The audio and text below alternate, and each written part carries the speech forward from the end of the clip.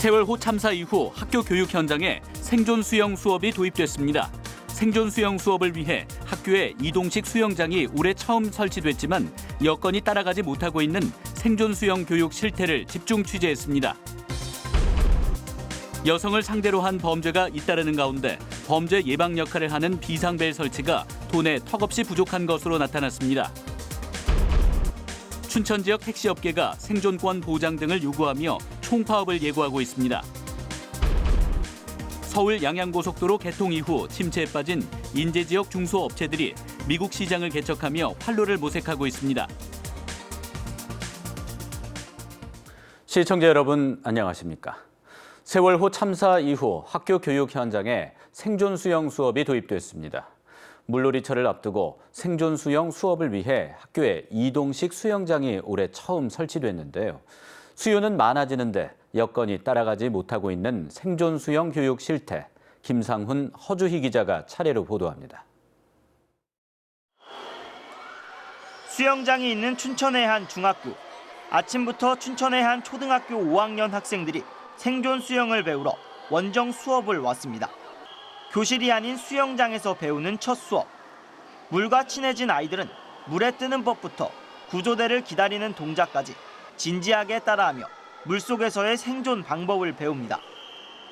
배가 침몰하는 상황을 가정해서 학생들은 이렇게 스타트대에 올라서 선박에서 바다로 뛰어내리는 요령을 익힙니다. 1.8m 깊이의 수영장. 발이 닿지 않아도 이제는 무섭지 않습니다. 발이 안 닿는 데서 뛰어내리다 보니까 실제로 이런 상황이 있어도 잘 적응할 수 있을 것 같아요. 초등학교 2학년에서 6학년까지 올해 강원 지역 300여 개 학교에서 생존 수영 교육을 진행하고 있습니다. 운영 시간은 1년에 10시간, 하루 2시간씩 5일가량 진행됩니다. 학교 여건에 따라 이뤄지다 보니 올해는 전체 학생의 절반 정도만 교육을 받을 수 있습니다. 제 생각에는 전 학교가 좀 다 시행하면 좋을 것 같아요. 배울 수 있는 그게 장소만 허락된다면. 사실 이 학생들은 다른 학교에서 춘천중학교로 원정 수영을 온 겁니다. 학교 수영장이 턱없이 부족하기 때문인데요. 생존 수영의 실태, 이어서 허주희 기자가 전해드립니다. 이곳은 양구 초등학교입니다. 학교에 수영장이 없다 보니 이렇게 간이 수영장을 설치하고 생존 수영 수업을 하고 있습니다. 이동식 수영장이 한 번 설치되면 근처의 다른 초등학교 학생들이 여기로 와서 생존 수영을 배웁니다. 촌초등학교에 수영장이 없어서 양구초등학교 생존 수영 배우러 왔어요. 수영장을 지을 경우 막대한 예산이 드는 데다 관리 비용도 만만치 않아 일선 학교들은 수영장을 갖추지 못하고 있습니다. 강원 지역에서 수영장이 있는 초등학교는 강릉과 동해, 철원과 하천, 인제와 홍천, 평창과 횡성 지역의 한 곳씩 모두 8개 학교입니다. 전체 초등학교의 2.8%에 그치고 있습니다. 수영장이 있어도 시설이 열악한 곳이 많은 데다 난방 시설이 없어 사계절 내내 사용하기도 힘듭니다. 군 지역엔 일반 수영장마저 거의 없고 시 지역에는 수영장이 많긴 하지만 초등학생들의 단체 예약을 잘 받아주지 않습니다. 아이들이 들어왔다 나갈 경우에 그 수질에 대한 부분도 문제도 있을 거고요. 그런 부분에서 아마 조금 한시적인 제한을 두는 것 같습니다. 그래서 강원도 교육청은 이동식 수영장을 조금씩 늘리고 있습니다. 올해는 양구와 인제, 영월과 태백 지역 4개 초등학교를 이동식 생존 수영 거점 학교로 지정했습니다. 교육부는 내년까지 생존 수영 교육을 모든 학년으로 확대할 방침입니다. 학교로 찾아가든 이동식 생존 수영 교실을 통하여 많은 아이들이 좀 더 적극적으로 참여할 수 있는 교육복지 서비스 차원에서 이 사업을 진행할 예정에 있습니다. 1년에 10시간만 받아도 위급 상황에서 초등학생들이 스스로 자신의 생명을 지킬 수 있다는 생존 수영 수업. 시간을 더 늘려달라는 학부모들의 바람처럼 생존 수영에 대한 수요가 점점 커지고 있지만 아직은 예산과 시설이 뒷받침해주지 못하고 있습니다. MBC 뉴스 허주입니다. 서울 양양고속도로 개통 이후 침체에 빠진 인제 지역 중소업체들이 미국 시장을 개척하며 활로를 모색하고 있습니다. 인제군도 다양한 지원 활동을 펴고 있습니다. 김형면 기자가 보도합니다. 대형 컨테이너에 짐을 싣는 작업이 한창입니다. 일반 택배 상자처럼 보이지만 상품 설명서가 영어로 되어 있습니다. 인제 지역에서 생산된 황태와 인진숙 등 다양한 제품들이 미국 수출길에 오르는 것입니다. 서울 양양 고속도로 개통으로 관광객이 줄면서 지역 경기가 침체되자 지난해 8월 21개 업체가 인제군 수출협회를 만들고 해외 시장 개척에 뛰어들었습니다. 올해 초에 개장한 미국 LA 전시장은 두 차례에 걸쳐 12만 달러 물량을 수출하는 성과를 올렸습니다. LA에 이어 미국 시카고에도 홍보관을 추가로 설치하고 6만 달러어치의 인제 특산품을 수출했습니다. 주기적으로 분기별로 한 번씩 나가다 보면 우리 영세한 업체들이 수출을 할 수 있는 길도 많이 열려 있으니까. 인제군도 2017년부터 올해까지 4억 3천만 원의 예산을 지원해 해외 시장 개척을 돕고 있습니다. 열악한 소규모 영세한 기업들이기 때문에 그 부분은 이제 각종 강화 사업을 통해서 수출력을 높이려고 그렇게 노력하고 있습니다. 내설하게 청정한 환경에서 만들어진 황태를 미국으로 보내기 위한 포장 작업이 정성스럽게 진행되고 있습니다. 현재는 황태 관련 제품이 주력 수출품이지만 인진쑥과 도라지, 각종 잡곡류 등 수출 품목도 점차 다양해지고 있습니다. 경기 침체 위기를 맞은 인제 지역 중소기업들이 미국 수출로 살 길을 찾아가고 있습니다. MBC 뉴스 김영맨입니다. 각 군지역마다 인구 늘리기에 지혜를 모으고 있습니다. 인구 4만 명 선이 무너진 영월에서는 보육 정책을 중심으로 한 인구 늘리기 사업에 집중하고 있습니다. 황구선 기자입니다. 어린이들이 모여 블럭을 맞추거나 책을 읽습니다. 여느 어린이집과 다를 바 없지만 이곳에서는 도내 처음으로 야간 프로그램이 마련돼 놀이와 학습, 수면 교실이 운영됩니다. 야간 교실 비용은 아동별 평균 한 달에 10만 원가량. 카지노 시설과 의료원 등 야간 근무를 하는 가정에서 신청 문의가 이어집니다. 현재 3명 정도 같이 하고 있고요.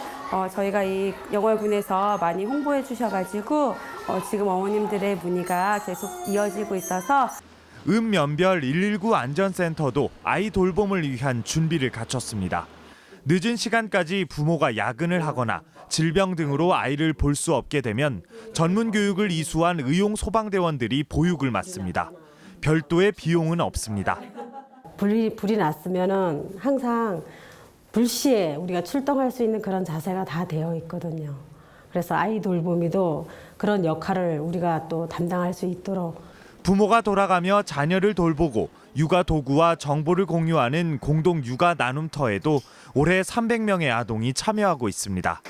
마음 놓을 수 있는 육아 환경을 통해 젊은 부부들이 영월을 찾도록 하는 것이 영월군의 계획입니다. 그런 아이들을 키우는 좋은 여건이 만들어져야지 젊은 사람들이 들어오고 그런 사람들을 해서 지역 전체가 인구 구조가 좀 이렇게 다양하게 24시간 어린이집과 119 아이 돌봄 서비스, 여기에 공동 육아 장려 정책까지 영월군의 보육 정책이 인구 감소를 막고 젊은 세대의 유입 효과를 거둘지 관심이 모아지고 있습니다. MBC 뉴스 황구선입니다. 지역마다 태양광 설치를 놓고 갈등이 빚어지고 있습니다. 평창 산양삼 특구 지역 안에 태양광 발전소가 추진돼 재배 농가들이 반발하고 있습니다. 보도에 조성식 기자입니다.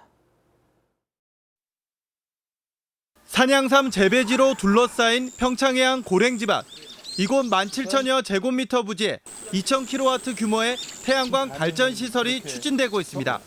두 개 업체가 각각 발전 사업 허가를 받아 설비 용량 997kW씩 나누어 신청했고 인근 주민들은 강하게 반발하고 있습니다. 쟁점이 되고 있는 것은 태양광 패널에서 반사되는 빛.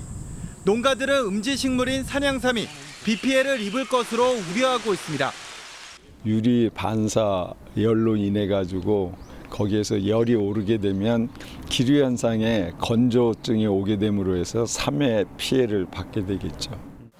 하지만 실제 피해가 발생했다는 과거 사례가 없어 공식적인 피해 예측이 쉽지 않습니다. 이에 평창군이 환경청에 환경 영향 평가를 다시 의뢰한다는 계획이지만 빛과 관련된 평가 항목이 없다 보니 가능할지 여부도 불투명한 실정입니다. 빛에 따른 피해 여부를 검증하고 대비책을 마련하려고 해도 관련 연구가 전무한 데다 해외 사례도 없어 이마저도 쉽지 않아 보입니다.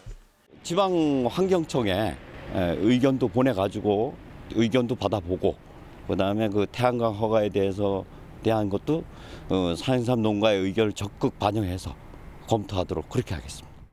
2014년 국내에서 유일하게 산양삼 특구로 지정된 평창.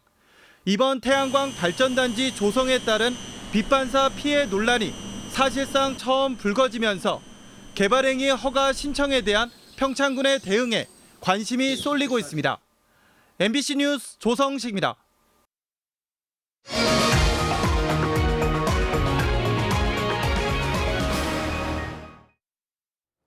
도내 접경지역 돼지 농가의 방역 활동이 강화되고 있지만 울타리 설치가 끝난 농가는 전체 절반 수준인 것으로 확인됐습니다.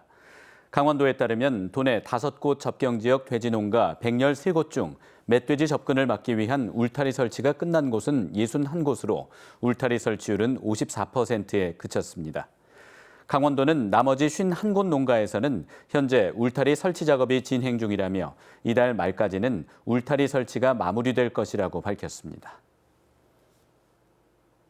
아프리카 돼지열병 가상 방역 훈련이 오늘 양구에서 열렸습니다. 오늘 훈련에는 강원도와 각 시군, 농협과 축협 방역 담당자 등이 참석해 아프리카 돼지열병이 도내에서 발생했을 경우에 대비한 훈련을 실시했습니다. 또한 돼지열병이 발생했을 때 각 기관별 대응 수칙에 대한 훈련뿐 아니라 전염된 돼지의 사체 처리 방역에 대한 교육도 함께 실시됐습니다. 홍천군은 양수발전소 후보지 선정과 관련해 전담기구를 설치하는 등 분야별 지원 업무를 추진해 나가기로 했습니다. 홍천군에 따르면 양수발전소 지원 전담 TF를 상시기구로 설치해 운영하고 특히 지역 주민과의 직접 소통을 위한 별도의 창구를 개설하기로 했습니다. 이 밖에 홍천군은 홍천용문간 T자형 철도망 구축이 논의되고 있는 만큼 정부의 제2혁신도시 유치도 적극 검토하는 등 양수발전소 건설을 지역 발전의 동력으로 삼는다는 계획입니다. 신림동 강간 미수 사건 등 여성을 상대로 한 범죄가 잇따르는 가운데 범죄 예방 역할을 하는 비상벨 설치가 도내 턱없이 부족한 것으로 나타났습니다. 강원지방경찰청에 따르면 강릉과 속초 등 13개 시군에는 비상벨이 하나도 설치돼 있지 않았습니다. 특히 도내 전체 비상벨 890개 가운데 90%인 805개가 원주에 설치돼 지역 편중이 심했습니다. 뒤를 이어서는 동해가 26개, 삼척과 정선이 20개, 춘천이 19개에 불과했습니다. 민주노총 강원본부가 정부의 노동정책이 파행되고 있다며 총파업을 예고했습니다. 민주노총 강원본부는 오늘 오전 강원도청 앞에서 기자회견을 갖고 정부가 2020년 최저임금 10,000원 실현 약속을 뒤집고 공공부문 비정규직 제로 정책까지 후퇴시키고 있다며 다음 달 3일 총파업을 진행한다고 밝혔습니다. 또 정부의 재벌 개혁 정책이 오히려 재벌 대기업의 투자를 유인하기 위한 규제 완화 정책으로 변했다고 비판했습니다. 춘천 지역 택시업계가 생존권 보장 등을 요구하며 총파업을 예고하고 있습니다. 춘천시 택시협회 비상대책위원회는 성명을 통해 시내버스 청춘 노선과 마을버스 사업, 불법 렌트카와 통학 차량 등이 택시기사들과 가족들의 생존권을 위협하고 있다며 춘천시에 대책 마련을 요구했습니다. 특히 청춘 노선과 마을버스 추진을 멈추고 택시기사들을 위한 복지비 지원 등을 주장했습니다. 비대위는 춘천시가 납득할 만한 대책을 마련하지 못한다면 업계 전체가 총파업에 나서겠다고 밝혔습니다. 지난달 도내 주택 매매 거래는 크게 줄어든 반면 전월세 거래는 큰 폭으로 증가한 것으로 나타났습니다. 국토교통부에 따르면 지난달 강원 지역 주택 매매 거래는 1,802건으로 최근 5년 평균보다 26%나 줄었습니다. 반면 지난 5월 전월세 거래량은 3,131건으로 최근 5년 평균보다 31% 증가했습니다. 이 같은 이유는 주택 경기 침체로 주택 매매보다는 전월세를 선호하기 때문으로 풀이됐습니다. 춘천시가 다음 달 1일부터 8월 말까지를 동물 등록 자진 신고 기간으로 정하고 미등록 동물 소유자에 대해 과태료를 면제하기로 했습니다. 동물 등록 대상은 주택 등에서 기르는 개 등으로 동물 미등록으로 적발될 경우 최대 100만 원의 과태료가 부과됩니다. 동물 등록은 춘천시 농업기술센터와 등록 대행업체 18곳에서 하면 됩니다. 춘천시는 2013년부터 지난해까지 3,700여 마리의 동물에 마이크로칩 장착 시술비를 지원했습니다. 오늘 오전 10시 40분쯤 춘천시 동면 장항리의 한 교차로에서 승용차 석 대와 버스 한 대가 연달아 추돌했습니다. 이 사고로 승용차 운전자 문모 씨 등 5명이 다쳐 인근 병원으로 옮겨져 치료를 받고 있습니다. 경찰은 정확한 사고 원인을 조사하고 있습니다. 이상으로 뉴스데스크 강원을 마칩니다. 고맙습니다.